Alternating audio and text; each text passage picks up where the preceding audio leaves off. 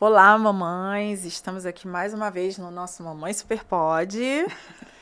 E hoje nós temos uma psicóloga, eu, Flávia Adriane, Alessandra e uma Gláucia. querida. E a Gláucia, uma psicóloga, para conversar aqui sobre os nossos dilemas. Sim, dilemas de maternos. ser mãe. São muitos, né? Muitos. E é óbvio que a gente quer falar dos filhos também, porque que mãe Sim. que não quer falar dos filhos, Sim, né? sim. A Gláucia, pode Fala se um pouco de apresentar, você, amiga. Gláucia. Bom, eu sou... Você é mãe. Mãe Para de começar, quem, sou mãe de mãe. quantos? Bom, meu nome é Gláucia Barreto, sou psicóloga clínica, trabalho com abordagem da Gestalt terapia. Sou mãe, né? Mãe de duas meninas, eu falo pequenas grandes. Uma de 16, outra de 23. A Júlia e a Laura, né? E sou mãe de pet também. Como é que eu não vou falar deles? Quem não é, né? Hoje em dia a gente vira mãe de filho, Gente, aí o pet pelo vem amor de junto. Deus. Não tem jeito, não tem jeito. É. Mas, assim, a idade das duas, né, é a diferença de 7 anos, né? Então, eu Quase vivi... duas filhas únicas, igual a mim. Exatamente, né? exatamente. Duas adolescências, né? Duas Infâncias infâncias. separadas. Bem separadas. Para mim foi muito bom isso. Foi uma escolha muito boa. Eu tive tempo para me recuperar dessas fases, né?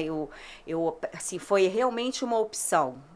Então, de viver a infância quietinha de cada uma, a adolescência. As pessoas falam assim, nossa, mas você vai viver tudo de novo. Eu falei, não, tá bom, tá bom.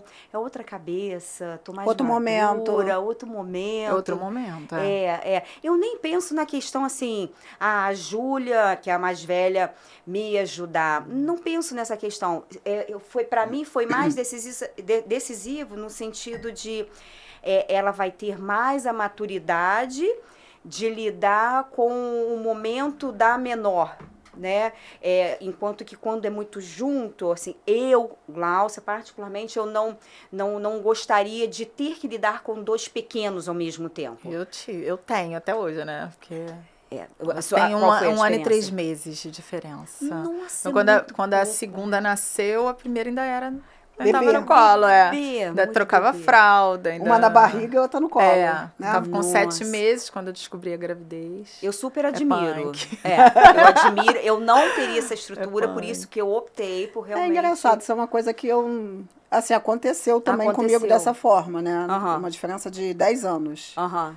E na verdade, eu não me via com 2 bebês, porque eu achei, assim, a maternidade um momento tão exaustivo, Sim. que eu me doava tanto para Giovana, Sim. que eu não passava pela minha cabeça a mas eu também não me possibilidade de via. engravidar de um outro bebê. Eu também não me via, foi por acaso. Aconteceu, né? então. Não foi Então as coisas planejado. acontecem, assim, né? Normalmente aí você se vê na acontece. situação, você tem que se virar.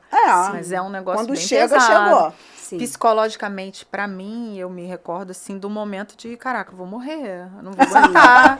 Não vou Sim, aguentar, não vou dar ótimo. conta. Sim, Então, são Flávia. muitas coisas que passam pela nossa cabeça, do tipo assim, Como assim, Flávia? Tu pensava que ia morrer? porque eu quase morri, né? Não, mas Eu, de não fato, era quase- emocionalmente eu vou morrer. Não. Era porque, de fato, Então, você esteve, como de você fato ficou eu quase internada. morri da primeira vez, Sim. quando eu engravidei de novo, eu pensei, agora eu vou morrer. Ah, Então, entendi. assim, psicologicamente, pensar que eu poderia morrer, Nossa, bem isso pesado, né? me arrasou Sim, mesmo, entendeu? Sim, sim. Então, assim, eu passei por uma fase bem difícil na descoberta da gravidez, mas depois tudo fluiu, graças a Deus. Eu fiquei bem, não tive nada, enfim.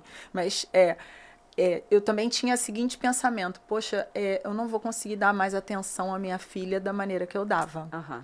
A minha primeira filha, na verdade, né? Aham. Eu vou ter que dividir o meu amor. Aham. E isso era traumatizante pra mim, assim, foi difícil de aceitar. Depois você não... Quando o outro serzinho aparece, você não vê mais isso, né? O Sim. teu amor multiplica, ele não divide. Sim, Né? sim. O amor multiplica. Mas quando você não tem ainda a noção de como vai ser, é difícil. Foi bem difícil pra mim. Talvez tenham mulheres Mas que... normalmente, o normal, vamos pensar assim, tá dentro de um padrão, esse desespero, esse sofrimento mesmo. Né? E quando você traz essa ideia que você tinha, eu acho que eu vou morrer, é engraçado que aí a psicóloga já vê por um lado, você viu, como assim você pensou que você fosse morrer? Mas eu penso... Mas não pelo fato de ser mãe de novo. Não no sentido literal, mas eu penso no sentido psicológico mesmo, ao me preparar, pra gente vir aqui, pra não ficar assim, tão amplo, né? Então, pra gente afunilar o nosso assunto, eu li um artigo sobre o momento de tornar-se mãe, né? Esse momento que a gente está falando aí quando a gente a gente pare mesmo. Uhum. Foi nasce. feito um estudo que o início da vida do neném ali com a gente, a mãe, ela sofre um estresse que é comparado a um soldado em época de guerra. Eu já imaginava isso, porque é uma estresse, sensação muito que tu braba. fica muito eletrizada, né? Deve ter altas é. doses de cafeína no muito sangue, brabo. gente. Que tu Sim, fica a gente sofre pilhada. São muitas mudanças. São muitas mudanças, né? E você tem a mudança hormonal, por si só. Que existe de fato. Sim, de a fato. Transformação do corpo. Sim, e a mudança psicossocial, né? É o seu psicológico, é o sua meio, a seu sua meio nova social. realidade. É aquela sensação de eu não sou mais eu, agora eu sou a mãe da Valentina. Até agora então eu sou a você mãe era... da Valentina e da Anabel. Exatamente. Você era filha, você 2 era anos. esposa. Exatamente. E de repente você é a mãe, Mãe, né? E gente... Essa transição E aí, é assim, é uma virada de chave assim, ó. Você vai pra maternidade e volta com aquela criança no colo. E chega em casa... Não tem mais volta, não. O que eu faço? E assim, a gravidez... mas a mãe já teve 9 meses de gravidez. Pôde se preparar? Não. Eu chamo de... Foi um spoiler. Foi assim, ó. É mais ou menos... É mais ou menos o que você vai viver. Porque a maternidade mesmo em si... É quando você chega, assim, quando você para... Não, quando nasce. Quando nasce. Mas assim, existe uma sua. mudança muito grande quando a gente pega o beta-HCG positivo. Eu senti isso também. Quando eu vi o meu resultado positivo, eu falei, meu Deus... Pelo menos eu tive esse estalo. Assim, parecia que eu não conseguia controlar mais nada. Não sei se você teve essa sensação, amiga. Tipo assim, acabou o controle. Eu não controlo mais nada. Cada um vai viver de uma maneira. E depois, quando nasceu também, outro turbilhão, é muita coisa mesmo. Mas eu acho que, realmente, o que está por vir, você não consegue mensurar nem imaginar. Né? Você é uma prévia, mas é muito longe da realidade. Porque quando nasce, o bagulho é doido. E mesmo nós passamos pela uma primeira vez. Mas na segunda vez nós tivemos uma diferencidade. Você que não teve 2 bebês criados juntos. Em dose dupla. Imagina o estresse que você não viveu. Já é natural a gente passar por esse estresse. E quando um seguido do outro, o estresse é muito ainda mais maior. na situação de que eu tinha tido um problema de fato sistêmico, na primeira gestação. Então eu pensei, pronto, agora eu não vou resistir. Se da primeira eu resistir, da segunda eu não vou. Nossa. Foi bem complicado. Já não é tão simples quando você tem uma questão de passou saúde. Aí, graças a Deus, porque... É muito difícil. Internada, né, fiquei 17 dias internada depois da primeira gestação. Eu tive uma embolia pulmonar. Então, realmente, assim, fiquei mal. Mas depois fiquei bem. Nossa. E aí, em pouco tempo eu lembro que na você não tem muito controle, embolia pulmonar, você não tem controle. Não. Ela simplesmente acontece. E assim, na verdade, eu tenho trombofilia, eu não sabia. Eu engravidei facilmente da primeira vez.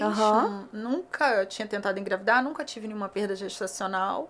A gestação foi normal. O problema foi comigo depois. Muitas vezes as mulheres perdem muitos bebês, né? Quando tem essa questão de trombofilia. E eu nunca tive nenhuma perda gestacional. Então, foi comigo. Então, eu pensei assim, bom, agora que eu engravidei de novo, já era mais velha, que eu já fui mãe mais velha. Eu tinha 37 anos quando a primeira nasceu. Então, agora eu não vou resistir. Então, foi um estresse até o final. Até o final. Se não fosse a bendita doutora Ana Paula, né? Porque ela segurou minha onda até psicológica. O médico tem um papel muito importante, né? De passar segurança pra gente, nesse caso. Sim. Faz o pré-natal, né? Sim, sim. Inclusive, esse pós, né, assim que a gente tem o nosso bebê, a gente estava falando até um pouco quais são os principais conflitos que a gente enfrenta, nós mães.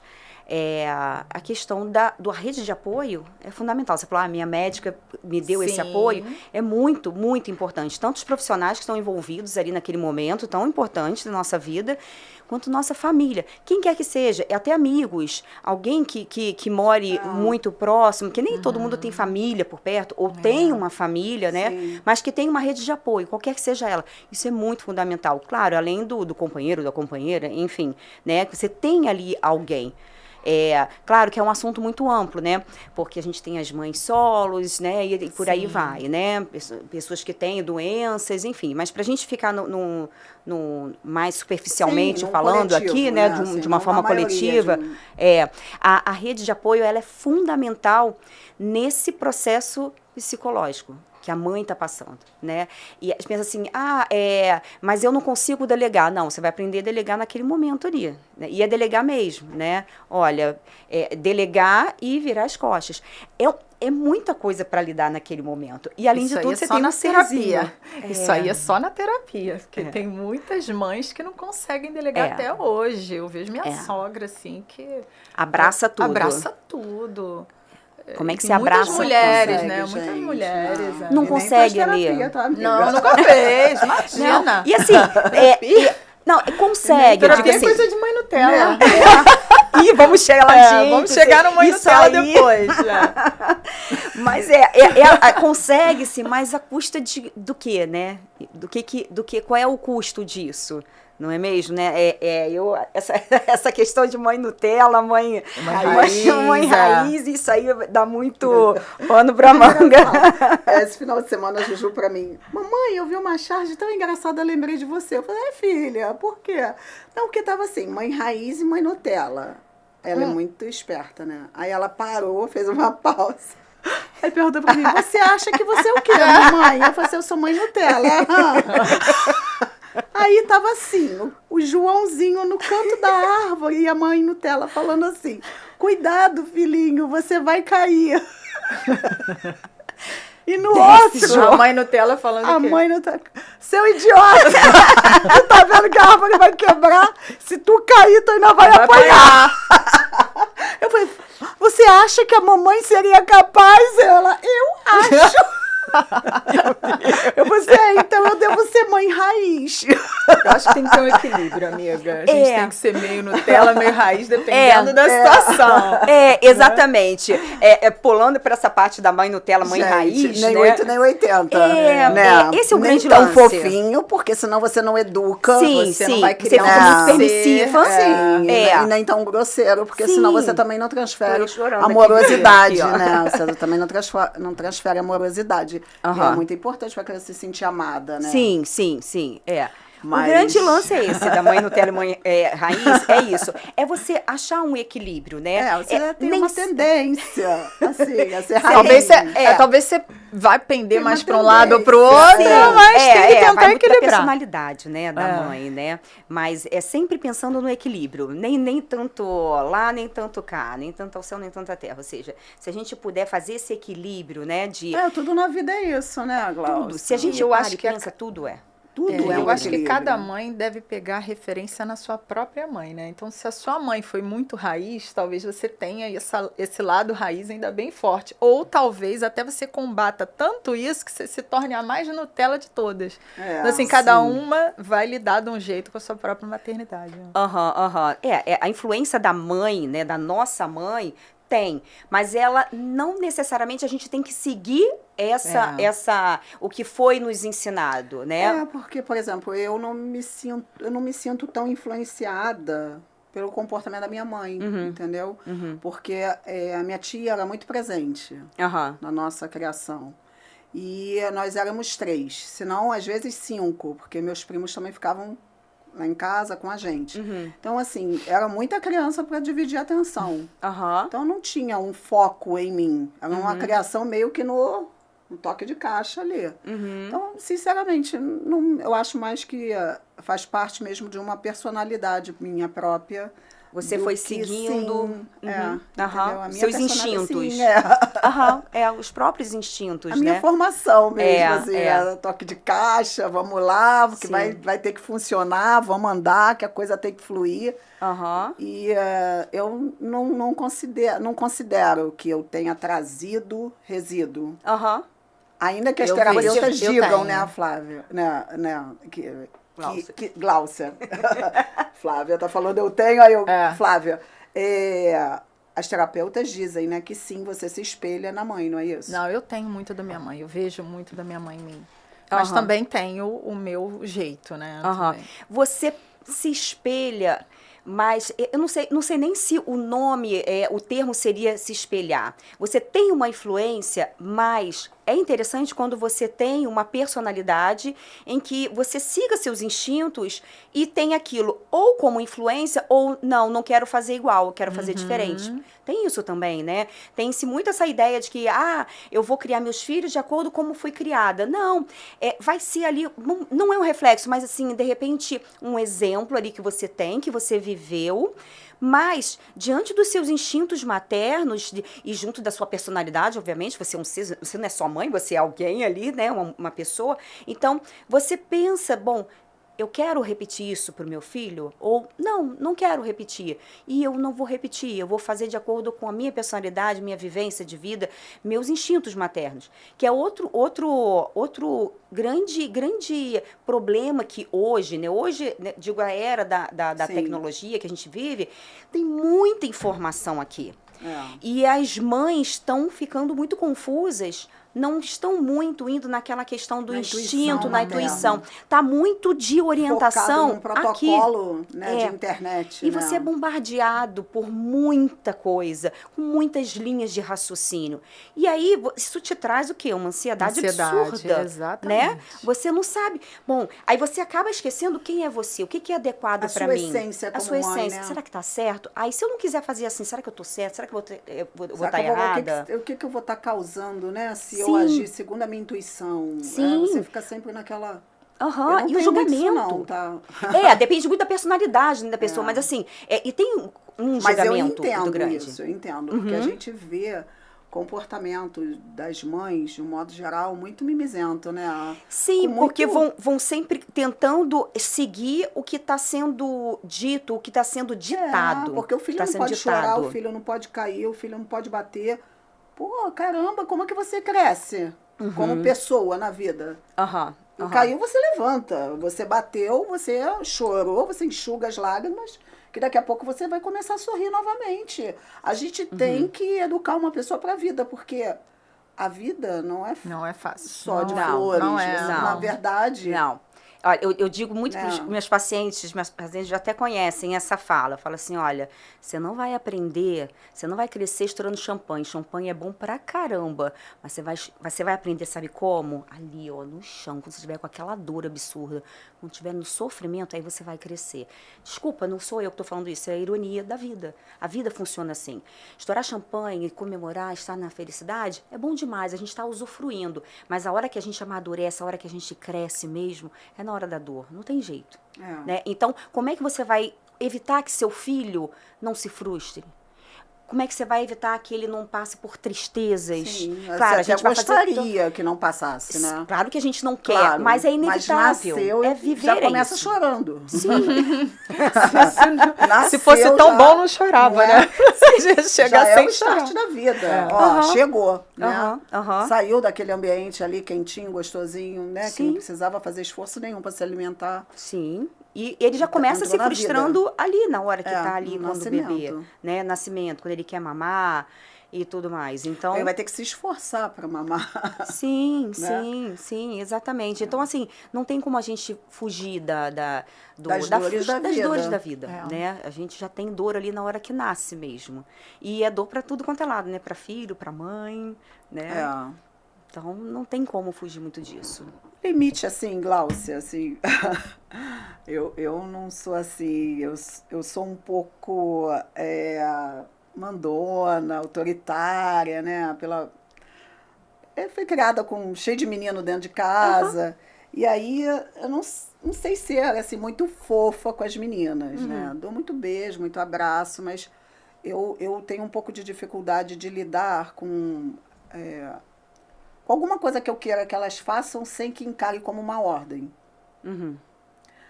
Isso é complicado mesmo? Você vê as mães com essa dificuldade? Ou você vê a mãe querendo ser amiga e aí confunde as coisas?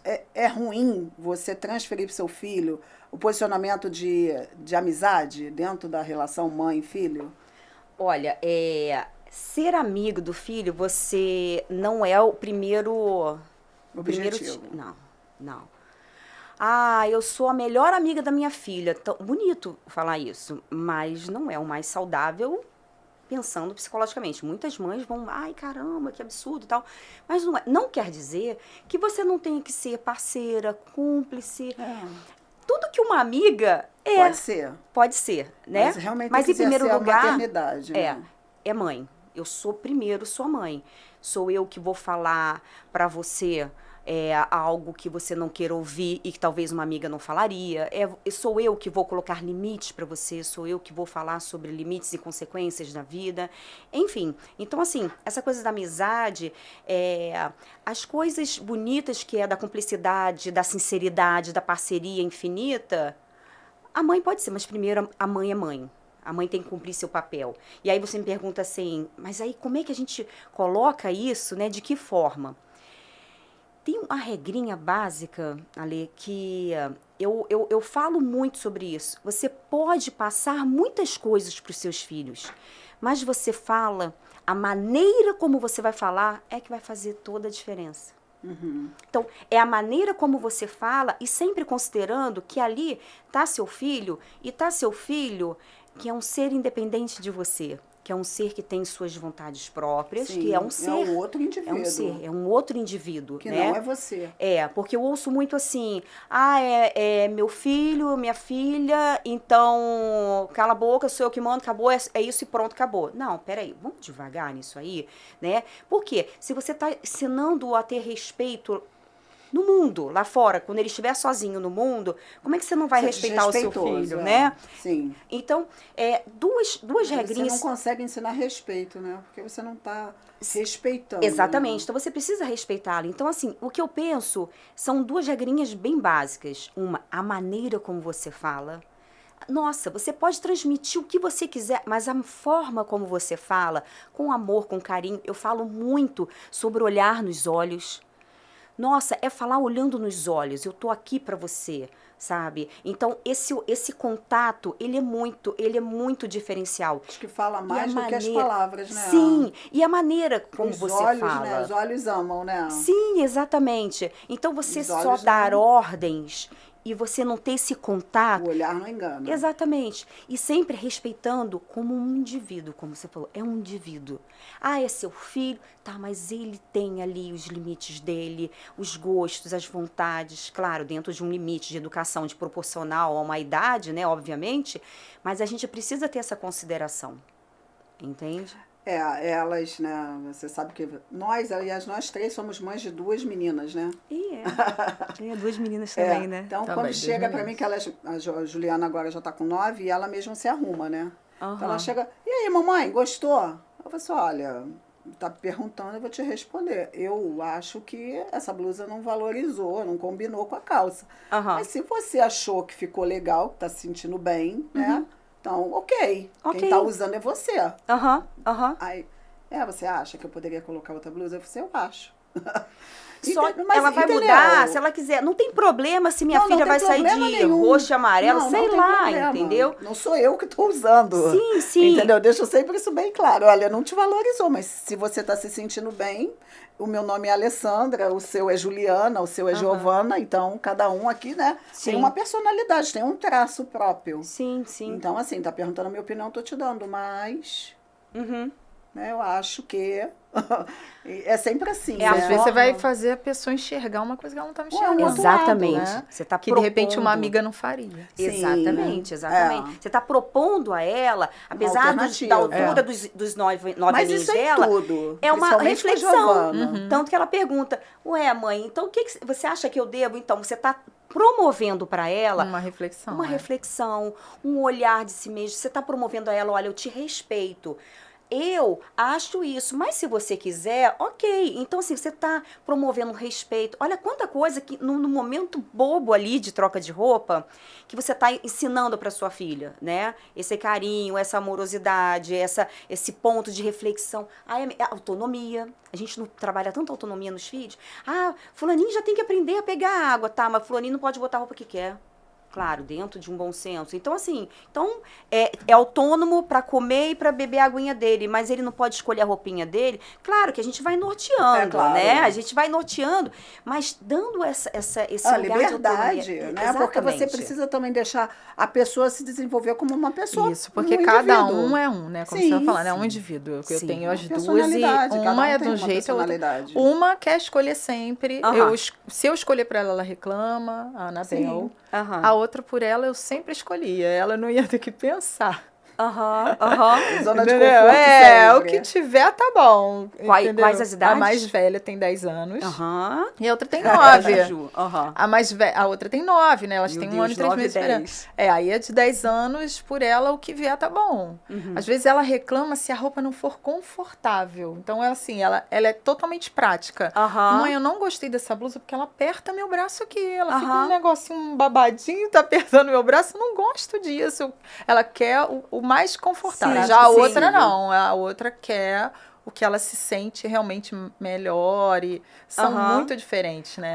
Olha como diferentes. É que pode. Olha, é delicioso, é muito bonito de se ver assim o comportamento humano. Mesmo pai, mesma mãe. Exatamente. Nossa, como elas são diferentes. Personalidades totalmente diferentes. Um aninho de diferença, um aninho de diferença. Então você imagina como é lindo o comportamento do ser humano, ou seja, você foi a mesma, a diferença de idade bem próxima, né? E eu tava falando isso ontem com meu marido, que eu preciso arrumar um mecanismo de ter momentos sozinha com cada uma delas. Sim. Porque hoje isso praticamente não acontece. Imagina. Ainda mais quando tem idade muito próxima. A idade é próxima. Então elas fazem tudo junto. É o mesmo horário da natação, o mesmo horário da escola, o mesmo horário do inglês. O horário que tá em casa é o mesmo. Você nunca se divide não tem de fato, um horário que eu tô um pouco com uma e mãe pra outra. O que vocês viveram por causa da diferença de idade aconteceu. Naturalmente. Perfeita colocação. Mas eu não tenho. E eu tava falando isso com ele, cara. Eu tenho que arrumar um jeito de uma hora ficar só com uma, outra hora ficar só com outra. Sim. Porque é sempre que tudo seja junto. 30 minutos, né? Mas...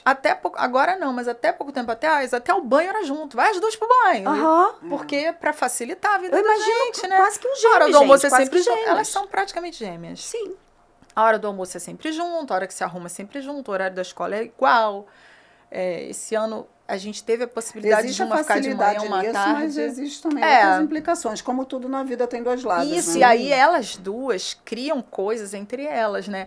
Tipo, uma se aproveita da outra em várias situações. Ainda bem que há um equilíbrio, né? Tipo, uma é mais tímida, a outra é menos tímida. Aí uma se aproveita que a outra é mais, digo assim, organizada e deixa as bagunças aí, a organizada arruma mais.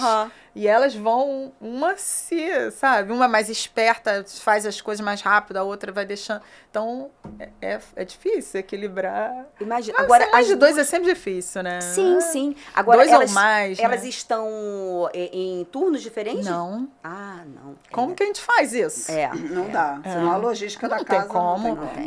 Eu acho que uma hora talvez isso aconteça, porque às vezes a própria escola, né, uma vai mudar de Fundamental 1 para Fundamental 2, pode ser que em algum momento uma tem que ficar de manhã e outra à tarde. Aí isso vai acabar acontecendo naturalmente. Mas vai bagunçar muito a minha vida. Nossa, imagina. Vai.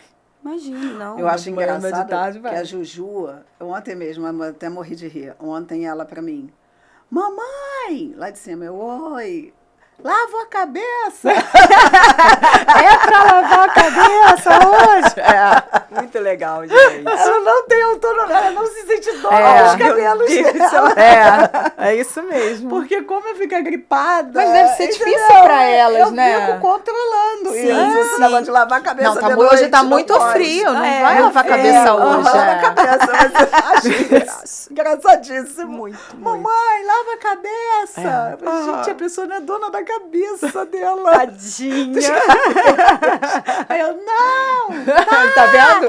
Mas escolhe a própria roupa, né? Mas é assim, Mas é assim porque mesmo. senão fica doente. Não é que eu Sim. quero recomendar isso, não é? É porque Aham. pra não dormir com a cabeça úmida, Sim. mesmo secando o cabelo, não seca completamente. O cabelo é grande, então, pra Aham. evitar problemas de acordar, né, toda congestionada, à noite não se lava mais cabeça lá em casa, porque é muito frio. Aham. Aí eu já Mas é adotei o engraçado. secador de cabelo.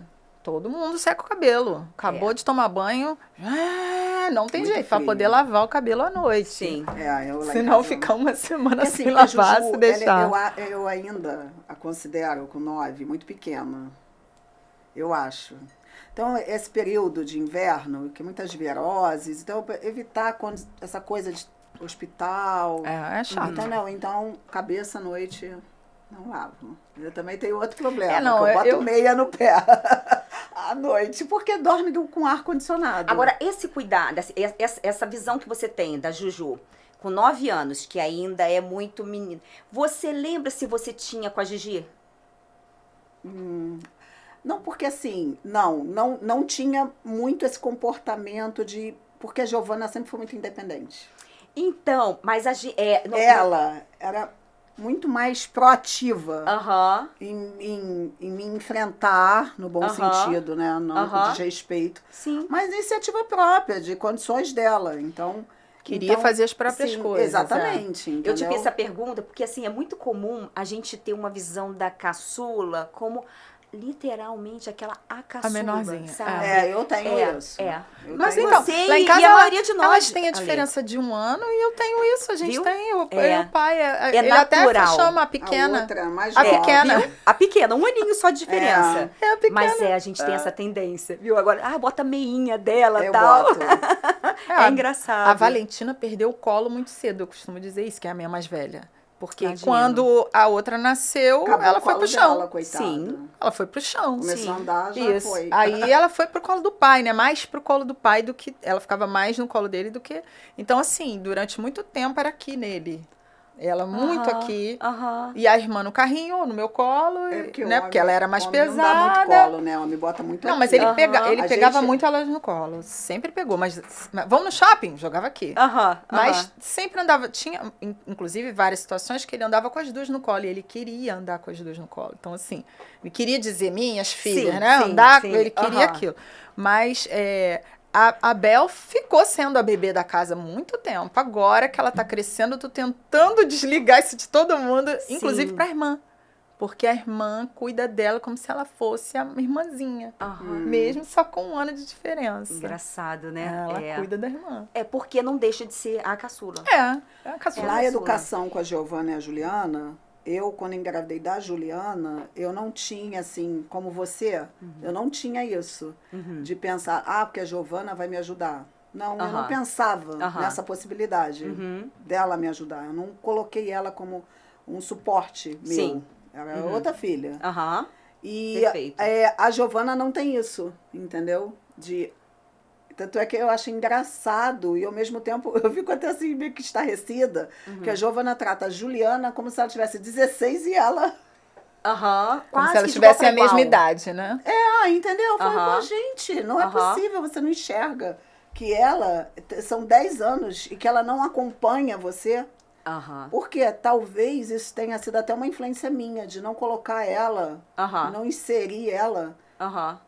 na minha maternidade, entendeu? Sim, eu realmente criei 2 filhas únicas, Aham. separadas, né? Aham. Porque uma fez 10 anos e aí a Juju nasceu. E aí agora a Giovana mora fora e a Juju tá sozinha. Então ela se tornou Aham. de fato uma filha única. Uhum. E aí a Giovana, mês que vem, tá chegando. Que bom. Tá voltando para casa das férias.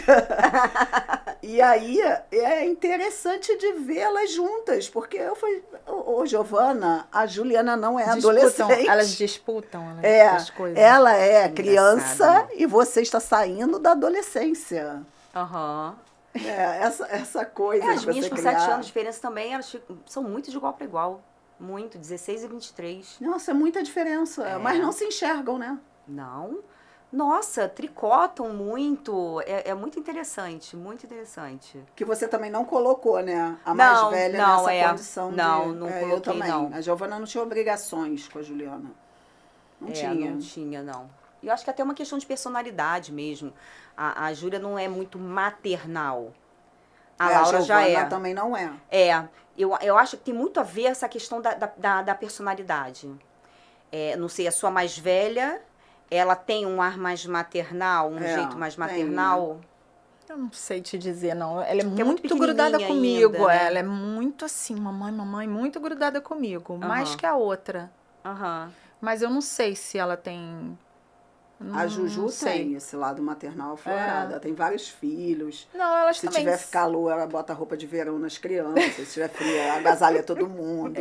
Mas assim, ela é mais, a mas Valentina, a Giovana não. Ela nunca me falou assim, ao contrário, a Anabel já falou, mas a Valentina nunca me falou assim, quando eu for mãe, quando eu tiver um filho, nunca falou esse tipo de coisa. Eu acho que isso não passa pela cabeça dela, não.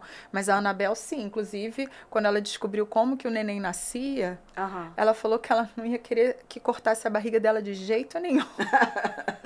Não, mamãe. Por enquanto, porque depois que... Eu não quero que corte minha barriga. Deixa ela. E aí eu falei, quando faz 9 meses... Exatamente. Falou... Me deixa sair. Não, mamãe, não tem jeito, não tem outro jeito de eu ter um filho sem você cortar minha barriga. Aí eu falei assim, não, filha, ou é desse jeito ou corta a barriga. Ela, não, cortar minha barriga eu não vou deixar. Então, assim, ela já pensa nisso, mas a Valentina nem levanta essas possibilidades. Ela não fala nada sobre maternidade, lá em casa, não. as duas falam em ser mães, as duas. Elas curtem bastante. A Giovana não teve esse papel na vida da Juliana, mas ela diz que com certeza vai ser mãe, né? Ela quantos fala. Deus mandar. Vamos ver. Nossa, vamos ver essa que disposição. Que disposição. E a Juju tem uma penca de filhos já lá em casa, né? Que mas eu sempre teve também lá. Os filhos pra casa. Trocentas filhas, trocentas bonecas. Cuida das bonecas, ama as bonecas. Então, a gente acaba que deve se espelhar na gente, de alguma forma, né? Com a maternidade, alguma influência. Inclusive, realmente. a gente estava recolhendo os brinquedos que não brincam mais para doar no final do ano passado. E elas não quiseram que doasse as filhas. Não, mamãe, Ana Luísa não. Doa, Juliana. Ana Luísa não. Ana Luísa é o nome da mulher. Tem até nome. Ana Luísa não. A Juliana mamãe. também. As filhas gente, têm você não filhos, brinca nomes. mais com a Ana Luísa. Mas você não brinca lá, não, mas ela é minha filha. Não, mamãe, não, Ana filho Luísa não se doa, mãe. Filho não se doa. Deixa a Ana Luísa então. Deixa a Ana Luísa aí na estante. Vai ser filho de outra. Sim. Que vai cuidar mais. mais. Como é que eu vou doar meu filho, né?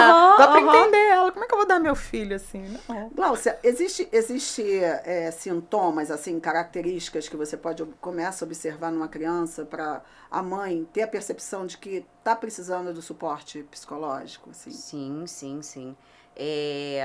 Hoje em dia, existe um estudo que a depressão entre crianças e adolescentes, a gente fala muito em adolescentes, mas em crianças e adolescentes, a taxa é muito alta, né?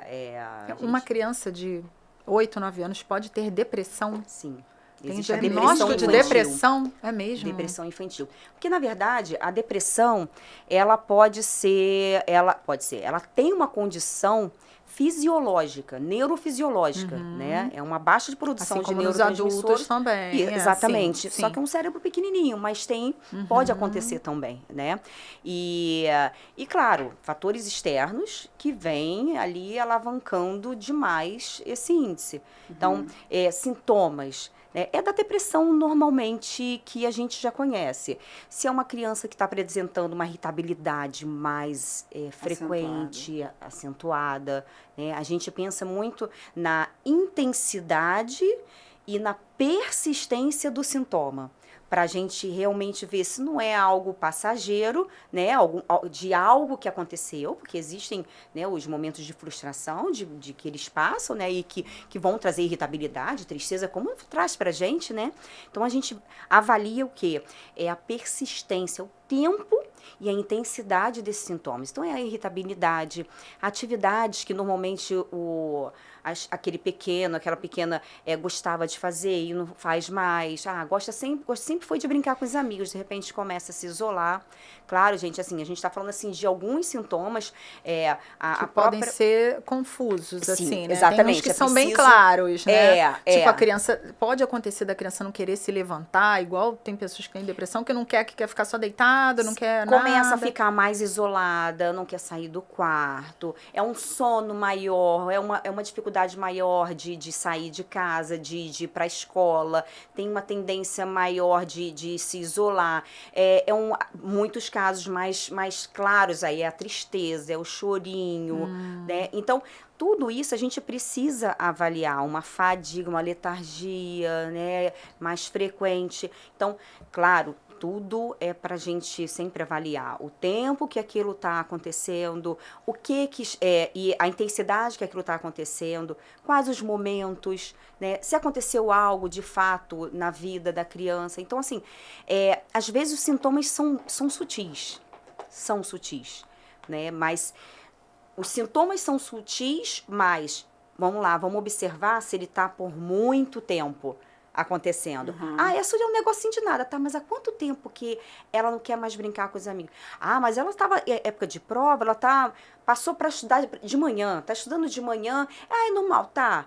Mas peraí, uma criança, ok, tem aquele costume, vai dar o cochilinho dela, mas ela vai voltar à rotina dela. Não, ela não quer mais estar com os amigos. Então, a criança, ela chora à toa. Ela chora à toa. Por qualquer coisa.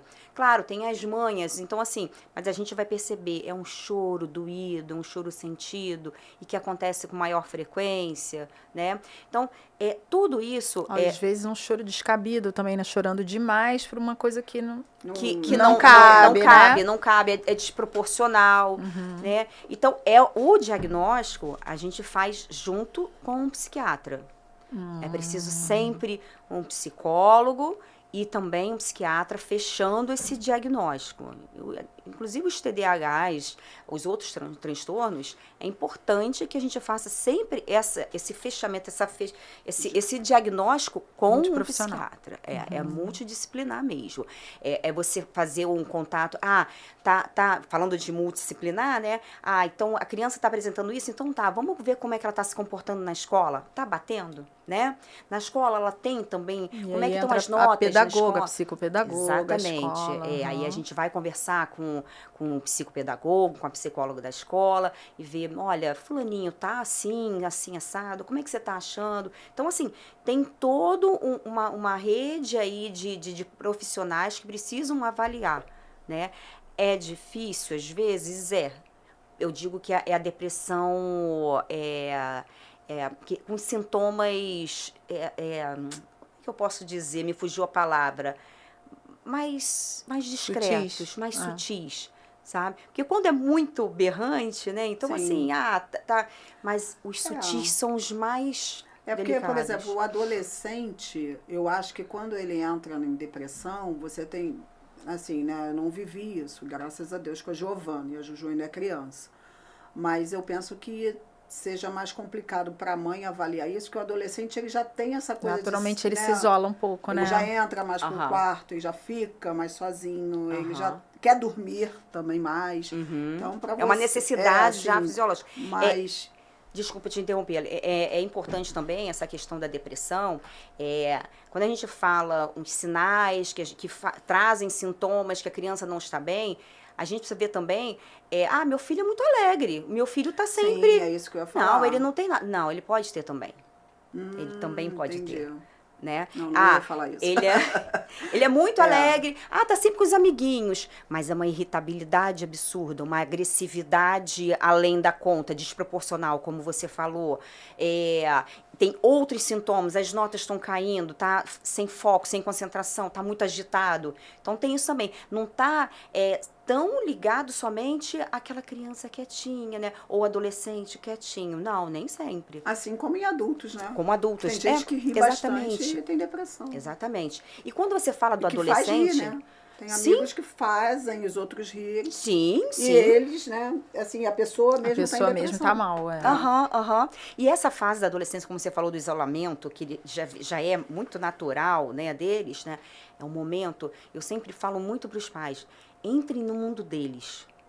Interessem-se pelo que é interessante para eles. O que eles gostam, entre no mundo deles. Às vezes eu sinto um pouco uma certa resistência dos pais a se colocarem nesse lugar de se submeter. Mas ele está se submetendo ao mundo deles para quê? Para quê? Para que essa distância muito natural encurte, exatamente. Ela não seja tão grande essa distância. Eles fiquem mais próximos e aí, mesmo contando com o isolamento ali dentro do quartinho, mas se você está próximo de uma certa forma, você vai perceber. Cuidado também, né? Sim, e exatamente. aí precisa se sentir cuidado, né? Exatamente. Tem um exemplo, queria deixar passar. Contando com esse adolescente que se isola muito, e quando os pais sempre pedem, vamos almoçar com a gente? Não, não quero. Sempre não quer. Eu sempre brinco, não deixe de continuar convidando. Porque ele não quer, mas ele gosta que você o convide. Ele gosta, ele se importa com esse convite, que ele sabe que ele está sendo considerado. No período que a Giovana, né, estava com a gente, ainda em adolescência, que agora que ela está saindo, ela teve essa fase, né? Giovana, desce, vamos almoçar. Não, não quero. Só que lá em casa, comigo, não tinha esse querer. Porque eu não tinha muito tempo. O consultório é perto, né? Da nossa casa. Então, poxa, aquele momento ali, já que ela estava em casa, ela tinha que querer de qualquer jeito, porque eu a queria comigo, entendeu? Então eu fazia questão de subir, não, vamos descer, por favor, vamos descer, vamos almoçar com a mamãe. Não tem, não quero. Você vai descer, porque eu preciso que você coma comigo. Eu detesto comer sozinha mesmo. Mas assim, eu precisava aquele momento ali de olhar, né, de perceber. Às vezes é o momento que a gente tem, né? Aquela hora ali é a hora que você tem para conversar com a criança, ou com o adolescente. Daquele, eu não podia desperdiçar aquele tempo. Eu sempre fiz questão, mesmo que não quero, não, agora não. Tinha que descer. Não, porque eu acho que esse é até um ensinamento, né? Você está ensinando que para aquele adolescente que ele precisa se moldar a alguns momentos sociais. Sim. Porque muitas vezes a gente também não quer estar em locais que a gente tem que estar, mas a gente vai porque tem que ir. E aí quando você fala, não, vai sim, porque você tem que estar aqui comigo. Um copo de mate, você vai, um copo de água, mas você vai sim, vai descer, vai conversar comigo, vai desligar o celular. Eu acho isso muito importante. Uma forma, assim, vamos supor que vamos pegar seu exemplo, e acontece, que eu lido muito com isso no consultório, não, Gláucia, não adianta, ele ou ela não querem ir, né? Vamos supor aí, né? O que você falou pra gente agora? Pra mim era importante estar com ela. Era o único momento ali, antes de eu ir trabalhar. Então, eu incentivo muito isso dos pais levarem para os filhos. Você tem que querer também. Tá, você não quer, mas eu quero. Eu quero, Será que você pode fazer isso por mim? Né? Exatamente, é uma troca. Eu gosto da sua companhia. Eu acho que a mesa, o objeto, ele, você usa muito durante a sua vida para várias situações, entendeu? Resolver situações, soluções, discutir problemas, questões profissionais, tudo se alimentar, tudo é diferente para uma mesa. Eu acho, assim, deprimente uma mesa vazia. Eu estimulo então, muito eu acho isso, muito esses importante, encontros. sabe? Você jantar todos na mesa, almoçar quando puder, todos na mesa. Se está em casa, por que cada um tem que almoçar num lugar? Não, eu não admito isso. Sabe? É uma coisa que eu acho muito importante, é você estar numa mesa com as pessoas, conversar. Se afasta do celular um pouquinho. É muito importante, muito. Esse momento... Às vezes é corrido, 40 minutos, 30 minutos. Que seja. É aquele momento, almoça comigo. Não é bom isso? Fica comigo, almoça comigo, sabe? É gostoso, vai demorar ali às vezes 15, 20 minutos, né? 30 minutos no máximo, mas é um momento ali que diz tanta coisa. E eu vejo muito frequentemente isso não acontecendo, mas isso é muito frequente.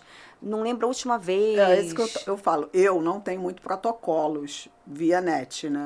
Eu tenho os meus próprios princípios de protocolos. Então, esse é um deles. Sim, eu não permito. Eu não, é muito nunca importante para a deixei relação elas se da alimentarem família. dentro do quarto. Entendeu? Porque quarto não é para isso. Quarto é para estudar, quarto é para dormir, para descansar, para relaxar, até vendo uma televisão até determinada hora. Mas a alimentação é na mesa. Ah, a gente precisa conversar. Ah, deita aí, mãe. Não, vamos lá para a mesa.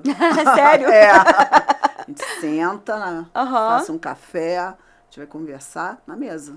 Porque eu acho que traz uma seriedade e um compromisso com a verdade, sabia? Né? Ali, você traz um compromisso com a verdade, sabia? Quando você bota uma criança na mesa, ela entende que aquilo não é sério. uma conversa fiada. Naquela hora ali é sério. Entendeu? Eu gosto disso, porque aí você começa a formar um caráter ali, um traço reto. Você fica muito no jeitinho. Sim. Essa questão assim dos protocolos pessoais, eles têm que ser levados em consideração. Assim, não é que a gente vai deixar tudo a Deus dará, né, da maneira que tiver que ser. Precisa, assim, de um bom senso, precisa, assim, de um limite, precisa de um norte. Todos nós precisamos, né? E na educação também, na maneira de lidar com o outro também, né? Agora, o que eu vejo mais nesse sentido aí é o que isso significa para você. Né? O que isso significa para você? É o estar junto. Porque às vezes pode ser que a refeição, sim, é o momento ali, claro, ninguém vai ficar comendo ali no chão e tal, mas às vezes um papo para você. Segundo o que você entende, a mesa é o lugar que te traz esse compromisso. Eu entendi mais como uma seriedade, um compromisso, né? Mas pode ser que para outros não. O grande lance... Aí eu levo pro consultório, é respeitar. Elo, entendeu? Parece um novelo pra mim. A mesa é um novelo. Sim. E aí você traz pro centro, entendeu? E é ótimo, funciona pra você, é importante pra você. E é isso que a gente precisa também respeitar, né? O que é importante pra cada um, a visão de cada um, né? Estamos falando aqui Senão você se distancia muito. Se deixar o adolescente, vai, gente. A gente perde. Você tem que trazer. E eu sempre digo, esse espaço... ele precisa ser encurtado, ele precisa estar mais estreito. Por quê? Numa hora ele começa a ir mais para a rua. E se esse espaço está muito... dentro de casa, com muita distância, ele vai, a rua preenche. Né? E o que está na rua aí? Né? Cada vez mais uma loucura. Então, eu sempre eu oriento muito. E né? não tem maturidade para lidar com o que está na rua. Não. Então, quanto mais estreito for o laço com os pais, com a família, com os responsáveis, quem quer que seja... menor esse espaço para que qualquer tipo de influência da rua seja preenchido por essas pessoas. E aí? E a gente não sabe. Aí você não vai ter controle. Né? Porque a gente vai fazer nosso papel dentro de casa e depois eles vão pro mundo. Sim. Né? Quando eles vão para a escola, eles estão indo pro mundo. Né? Quando eu falo pro mundo, não estou falando sair à noite, não. Pro mundo é na hora que vai pra escola, é o mundo. Sair de perto de você saiu da gente, cruzou a porta da nossa casa, ele tá no mundo. É no condomínio, é no trato com os funcionários do condomínio, com os vizinhos, é tudo, né? Passou da nossa porta, é o mundo. E aí, né? Como é que a gente está preparando? Então, isso aí eu levo como um modelo básico. Quanto mais próximo você é do seu filho, menor a influência que tem negativa do mundo. Bem, não estou falando que eles estarão garantidos de não fazerem coisas erradas, acontecerem coisas... Vão. Sinto muito, mas vão. Mas a gente precisa, né? Nós, família, a gente precisa fazer esse papel. De família, né? De família. De orientar. De orientar, saber que eles têm uma base ali. Sim, de perceber que ali você encontra acolhimento, né? Sim, sem dúvida. Eu acho isso muito importante. Sem dúvida. Eu acho que o respeito que você faz com que seu filho tenha por você, o amor, né, vai frear também. Sim. Porque no momento que ele estiver numa situação de dúvida, ele vai lembrar de você. O amor é o elo. A proximidade. Sim, né? ele vai lembrar e vai falar assim, minha mãe, o que minha mãe ia achar disso, né? O que meu pai ia achar disso? Sim. Se minha mãe não vai gostar se eu fizer isso. Será que minha mãe vai gostar? Só de ter a dúvida do será que minha mãe ia... Isso já é importante. Isso já é importante. Já calibrar. Ficou ali na dúvida, né? Você já conseguiu calibrar. Acho que uma vitória como mãe é isso, né? A gente conseguir fazer com que eles pensem antes na gente, né? É. Será que minha mãe ia gostar se eu fizesse isso aqui? Será que... Né? Muitas vezes vão pensar, muitas vezes não vão pensar, a gente vai fazendo nossa parte, né? Porque isso tem eu acho que tem um limite também, assim, uma linha tênue aí do que seria o normal e até o que seria patológico de você pensar em tudo que sua mãe pensa, né? Sim. Mas eu acho que isso vai Você até tem que ter a sua formação, independência. até a idade de sair da adolescência. Eu acho que ainda cabe. Né? Depois a entrada numa vida adulta, universidade, aí você já cumpriu o seu papel ali naquele momento de como minha mãe pensaria. Que eu acho que já ficou embutido. Já aprendeu. Conseguiu já a calibração, entendeu? Agora, é o que eu acho, assim, a minha vida, gente, eu acho que mãe é mãe para sempre. E você, os seus conselhos, os seus pitacos como mãe, eles vão existir enquanto houver lucidez. Então, você tem 95 anos, você está lúcida, tá vendo que a Gláucia não está indo por um caminho muito bom. A mãe tem, sim, uma obrigação, como papel fundamental de vida, de ser mãe, de chamar atenção. Então, eu acho que a gente vai ter sempre esse direito. Mamãe pode. Mamãe super pode. Pode dar o pitaco. Eu vou voltar lá pro seu exemplo da roupinha da Juju. Sabe? Você esteve presente, você deu sua opinião. Mas no final, ela vai fazer do jeito dela. Sim. Né? Então, é mais ou menos o que você está querendo dizer, eu acho que eu entendi dessa maneira, assim. A gente vai ser sempre mãe ali de estar falando, se importando, né? Agora, se vão seguir, né, sim, ou não... Mas o seu papel você tem que exercer. Tá sempre ali, sim, tá junto, né? Tá junto. Agora, voltando um pouco à adolescência, a gente conta com um detalhe que ao pensar, será que minha mãe, né, pode ser que não seja tão frequente como você falou. Se é demais, é patológico? Sim, porque ali está instaurada uma insegurança muito grande, talvez uma baixa autoestima, né? Sim. Dificuldade em tomar decisões. Então, realmente, né? Voltamos lá àquela palavrinha mágica, equilíbrio, né? Equilíbrio. Precisa de equilíbrio. Mas o adolescente, ele tem uma característica que muitas pessoas não sabem. Eles têm o córtex pré-frontal, que não chegou ainda ao seu desenvolvimento final, que chega ali por volta dos 23, 24 anos. E a parte que é responsável pela impulsividade e noção, consciência de consequência dos seus atos, ainda não está totalmente madura. Então, por isso, muito comum dos adolescentes a impulsividade, né? Ao ir fazer. Eles não têm muito isso. Então, é uma coisa que, mas ele é desobediente. Às vezes é um pouco, mas também tem uma questão fisiológica ali, neurofisiológica. Então, claro que a gente não, tá tudo bem, ele não tá maduro, corta. Não é isso. Mas é só uma forma da gente entender como eles funcionam. Sim, né? Existe, de fato, uma fisiologia por trás disso. Exatamente. E até você ficar preparada, porque vai dar problema em algum momento. Essa idade aí, você vai dar problema, não tem jeito. A imaturidade do córtex, como é que é? Córtex pré-frontal. Que é responsável por várias funções emocionais no corpo, mas a parte de impulsividade, noção de consequência dos atos. Gente, isso foi péssimo, você me Então, eu já estava achando que eu já estava saindo de um compromisso ali, mas não tem jeito. Mas saiu de vai sair de uma, mas vai continuar aí. Olha, sabe, eu gosto muito do raciocínio. Entenda o seu filho. Entenda como o seu filho funciona. Quem é seu filho? Sabe? Mas minha mãe fazia assim, eu vou fazer igual. Nem sempre vai dar certo. A gente está falando agora mesmo sobre isso, né? Nem sempre vai dar certo. De repente, é uma baita de uma personalidade que quanto mais você bater de frente, mais vai se afastar. Usei um exemplo esses dias que veio, adoro essas analogias loucas que vêm na minha cabeça, esses exemplos loucos. Não sei se vocês já fizeram essa experiência. Eu fiz muito com as crianças, né? Você coloca o amido de milho num pote e bota água, pouquinha água, aí ele dissolveu ali. Aí ele tá aquele creminho branco. Se você bater forte, o seu dedo não entra. Já fez essa experiência? Já vi. Fica duro. Fica duro. Agora vai devagarinho. Ele entra. Você consegue penetrar, né? Eu dei esse exemplo esses dias, surgiu na minha mente, assim, por isso que eu gosto muito do lúdico, quando eu trabalho com lúdico, né? Porque é isso. Se você bate muito de frente, não flui. Então, entenda seu filho. Entenda quem é seu filho, a personalidade, os gostos, como ele está funcionando, a época que ele está vivendo, e vai se moldando. Se coloca nesse lugar mais, eu digo assim, mais humilde, mais de perceber. Retaguarda. E não, exatamente, não tem que ser do meu jeito, sabe? Então, por quê? Tem filhos que vai dar certo? Vai, mas tem outros que não. E aí, né?